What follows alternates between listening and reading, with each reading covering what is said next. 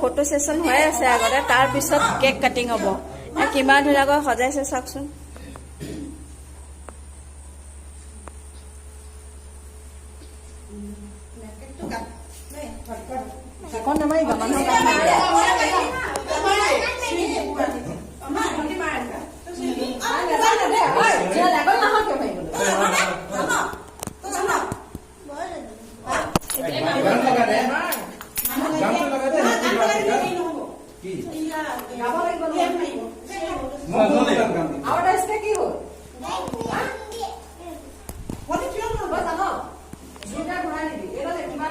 ঢেৰ মানুহ আজি বাৰ্থডে পাৰ্টি খাবলৈ আহিছে।